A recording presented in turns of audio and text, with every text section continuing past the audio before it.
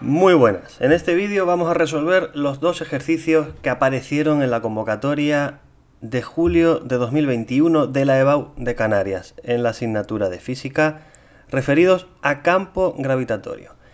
Este primer ejercicio nos habla de un satélite artificial de masa 1000 kilogramos que se mueve alrededor de la Tierra siguiendo una órbita circular de 8000 kilómetros de radio. Por supuesto, hay que empezar pasando todo esto a unidades del sistema internacional. Hacemos un pequeño diagrama, vemos aquí el satélite que colocamos orbitando alrededor del planeta Tierra con ese radio de órbita.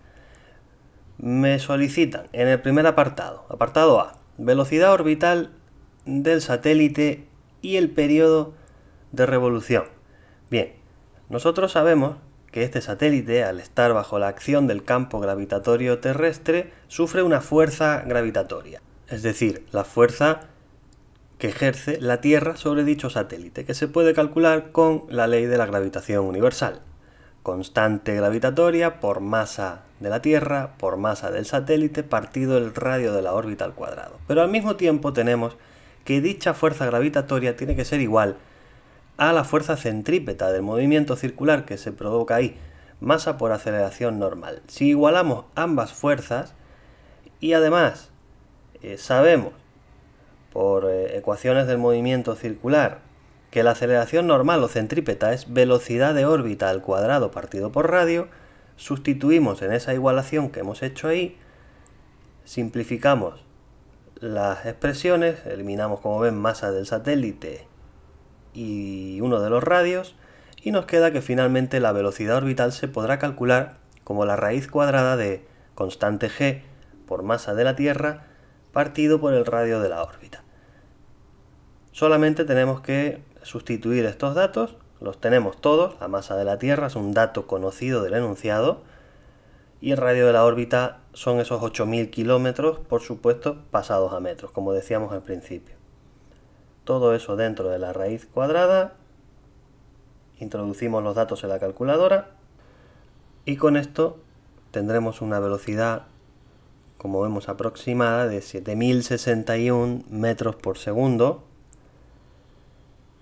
Y con esto tenemos ya parte de ese apartado A resuelto, tenemos esa velocidad orbital, nos faltaría el cálculo del periodo de revolución, es decir, el tiempo que tarda en dar el satélite una vuelta completa. Sabemos que al describir ese satélite un movimiento aproximadamente circular, tenemos una magnitud que es la velocidad angular, que se puede calcular como 2pi partido por periodo, y dicha velocidad angular también se puede calcular como velocidad de órbita partido por radio.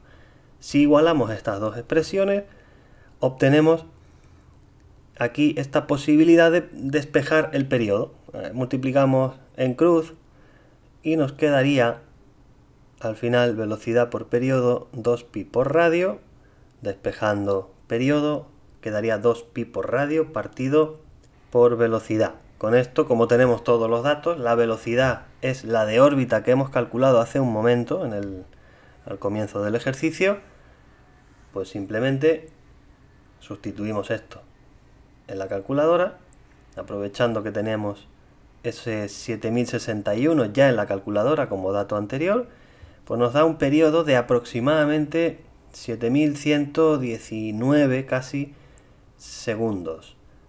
Ese es el tiempo que tarda en dar una órbita completa el satélite. Ahora sí tendríamos el apartado A terminado, liquidado. Y ahora en el apartado B me solicitan calcular la intensidad de campo gravitatorio a dicha altura y además cuál será la fuerza que ejerce la Tierra sobre este satélite.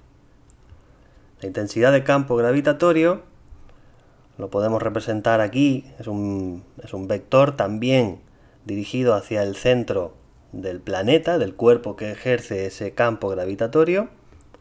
Se puede calcular con la expresión constante g por masa de la Tierra partido radio al cuadrado. Si sustituimos todo, tenemos todos los datos. Es tan sencillo como introducir en la calculadora. No nos olvidemos de elevar al cuadrado ese radio de la órbita y obtenemos una intensidad de campo de aproximadamente 6,23 newton partido kilo o metro por segundo al cuadrado, como se prefiera expresar, si se prefiere expresar en términos de aceleración de la gravedad. Con esto ya será bastante fácil calcular la fuerza gravitatoria que ejerce el planeta sobre el satélite. La fuerza es masa por gravedad, masa del satélite por esta gravedad que hemos calculado nosotros. De esta manera obtenemos una fuerza gravitatoria de 6.230 newton aproximadamente. Y pasaríamos al apartado C, en el que me pide energía con la que se debe lanzar el satélite desde la superficie de la Tierra hasta alcanzar esa órbita que hemos trabajado de 8.000 kilómetros. A esto lo llamamos energía de satelización. Se puede calcular aplicando el principio de conservación de la energía mecánica, estableciendo como punto inicial la superficie de la Tierra y punto final el radio de la órbita de 8.000 kilómetros. Sabemos que la energía mecánica tiene que ser constante en dichos puntos. Energía mecánica inicial tiene que ser igual a la final. Si sustituimos la energía mecánica inicial por la suma de cinética más potencial, resulta que la que nosotros tenemos que calcular, la que nos pide en el ejercicio, es la cinética en el instante inicial. Por tanto, es la que vamos a tener que despejar. Sustituyendo, eso sí, la energía potencial inicial ya por su expresión, G por masa de la Tierra por masa del satélite partido el radio inicial, y la energía mecánica final la podemos sustituir por la expresión de la energía orbital. Es un medio de la energía potencial en ese punto. Para despejar esa energía cinética pasamos todo ese bloque, esa fracción con signo positivo, y nos queda constante G por masa de la Tierra por masa del satélite partido el radio inicial menos un medio de fracción prácticamente equivalente, pero partido por el radio final de la órbita. Vemos que tenemos la constante G, la masa de la Tierra y la masa del satélite como factor común, así que podemos expresar esto como el producto de ese bloque por 1 partido radio inicial menos 1 partido por el doble del radio final. Sabiendo que el radio inicial es el propio radio de la Tierra porque se encuentra el satélite en ese instante en la superficie, pues ya solamente tenemos que sustituir, porque ya tendríamos obtenida la expresión adecuada para calcular esa energía de satelización. Sustituimos masa de la Tierra, masa del satélite, y luego dentro del paréntesis 1 partido por el radio de la Tierra, es un dato que conocemos y que hay que pasar a metros, no se nos olvide, y el radio final de la órbita, esos 8.000 kilómetros pasados a metros. Si hacemos el cálculo, sustituimos todos los datos en la calculadora, obtenemos una energía aproximada de alrededor de 3,77 por 10 elevado a 10 julios. Y con esto terminamos ya este primer ejercicio de esta convocatoria de EBAU. Vamos a pasar a continuación al siguiente ejercicio, un ejercicio diferente en el sentido de que se trata de una distribución puntual de masas. Dichas masas, masa 1, masa 2 y masa 3, forman en sí un triángulo, pero como vamos a considerar esos puntos P1 y P2, esos puntos junto con las masas 2 y 3 forman un cuadrado. Y me están pidiendo que calcule la intensidad, el vector intensidad de campo gravitatorio en el punto P1, en ese punto de la esquina superior izquierda del cuadrado. Pero claro, sobre ese punto actúan las 3 masas. Hay, digamos, 3 vectores de campo gravitatorio. Campo gravitatorio generado por la primera masa, por la segunda y por la tercera. Tendremos que calcular el campo gravitatorio total en ese punto. Por el principio de superposición sabemos que tendremos que calcular esos 3 vectores y sumarlos a continuación.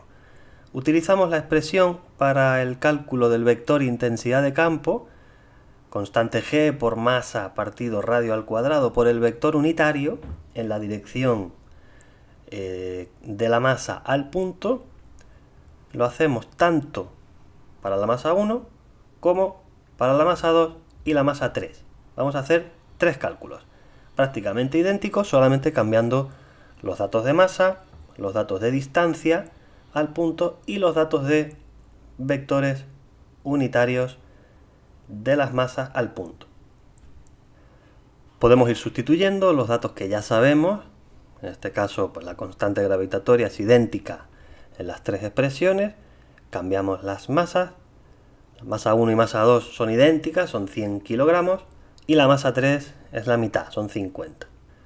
La distancia ahora desde la masa 1 hasta el punto P1, teniendo en cuenta que el cuadrado que se formaba era de 2 metros, dato del enunciado, esa distancia es de 1 metro. El punto de masa 1 está a 1 metro del punto P1.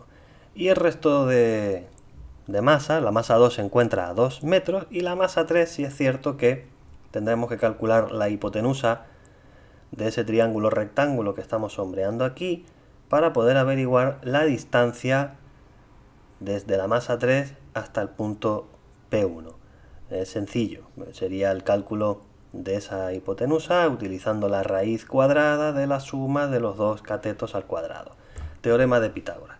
Y a continuación vamos con los vectores unitarios. El vector unitario que va de la masa 1 al punto P1 es sencillo porque es un vector completamente horizontal y dirigido hacia el sentido negativo del eje X. O sea, sería vector unitario menos I. El vector que va de la masa 2 al punto P1 es completamente vertical y hacia arriba, en dirección positiva al eje Y, por tanto sería más J. Sin embargo, el de la masa 3 es un pelín más complejo, dado que es inclinado, tiene una componente en X y una componente en Y, por tanto habrá que calcularlo. El vector unitario se puede expresar como el cociente entre el vector que va de un punto, del punto inicial al punto final, dividido entre su propio módulo. Sabemos que los puntos, suponiendo el origen de coordenadas donde está la masa 2, ese vector va desde el punto 2, 0 hasta el punto 0, 2. Y el módulo del vector coincide con esa raíz cuadrada que hicimos para el teorema de Pitágoras, esa raíz de 8. Lo podemos expresar directamente aquí, debajo, como raíz de 8, y obtenemos el vector menos 2, 2 en la parte de arriba, dividimos cada una de esas componentes entre la raíz de 8 y obtenemos menos raíz de 2 partido por 2, que es idéntica en ambas componentes I y J, pero con signos contrarios. Negativo en el eje X, positivo en el eje Y, es decir, negativo respecto al vector unitario Y, positivo respecto al vector unitario J. Ubicamos ese vector unitario en la expresión del campo gravitatorio en 3 y pues simplemente ya hacemos los cálculos, obtenemos tres valores distintos para esas intensidades de campo y ahora lo único que tenemos que hacer es agrupar o sumar las componentes en I y las componentes en J por separado.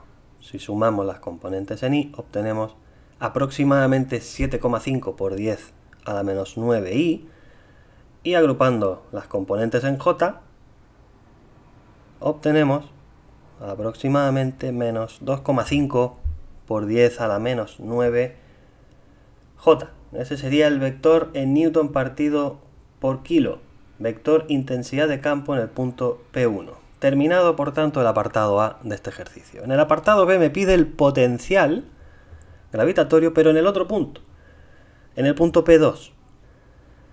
En este caso el potencial es más sencillo de calcular, dado que se trata de una magnitud escalar, es decir, no hay que utilizar vectores unitarios ni nada por el estilo, pero sí es cierto que hay que calcular para cada una de las masas un potencial. Cada masa genera sobre ese punto P2 un potencial diferente, que se puede calcular con esa expresión de menos constante g por masa partido la distancia. Sustituimos los datos que sabemos, constante que es igual en los tres casos, las masas de 100 kilos en uno y en dos, y la masa de 50 kilos en el caso de la masa 3, y luego las distancias, estas sí sin elevar al cuadrado. Tenemos 1 metro, raíz de 8, que es la diagonal, y 2 metros, la distancia de 3 al punto P2. Obtenemos en este caso ya directamente la magnitud julio partido kilo para los tres potenciales. Y lo único que tendremos que hacer a posteriori será sumarlos y listo. Y obtenemos un potencial en ese punto P2 de aproximadamente menos 1,07 por 10 elevado a menos 8 julio partido por kilo. Y en el apartado C me pide el trabajo necesario para llevar una masa, otra masa diferente de 5 kilos desde el punto P1 hasta el punto P2. Nosotros sabemos que el trabajo se puede calcular como menos el incremento de la energía potencial, es decir, menos energía potencial final menos energía potencial inicial. Si sabemos que la energía potencial es masa por potencial, pues nos quedaría por tanto que la masa puede salir como factor común y obtendríamos menos masa por diferencia de potencial. El potencial final y el potencial inicial va a depender del punto de inicio y del punto final al que queramos desplazar esa masa. En el caso del punto final será el punto P2 y el punto inicial será el punto P1. Lo bueno, que ya tenemos el potencial en el punto 2 calculado del apartado anterior, pero nos faltaría calcular el potencial en el punto 1. Es decir, tenemos que hacer exactamente los mismos pasos que hicimos en el apartado B para el cálculo del potencial en el punto 2, pero ahora en el punto 1, utilizando las masas 1, 2 y 3 y las respectivas distancias. Calculamos los tres potenciales y haremos la sumatoria de los tres. Aquí nos damos cuenta que al calcularlos y sumarlos obtenemos exactamente el mismo potencial gravitatorio en el punto P1 que en el punto P2 que calculamos en el apartado B. Esto implica algo importante, y es que la diferencia de potencial para pasar del punto P1 al punto P2 es nula. Por lo tanto, el trabajo necesario para desplazar esa masa de un punto a otro es cero. Por tanto, ya con esto sabríamos el resultado del apartado C. Y terminamos, por tanto, con esto, este ejercicio, este bloque de 2 ejercicios de la convocatoria de julio de 2021. Muchísimas gracias por su atención. Nos veremos en próximos vídeos para seguir resolviendo ejercicios de EBAU. No olviden suscribirse, darle me gusta para recibir a tiempo todas las novedades. Un saludo y hasta la próxima.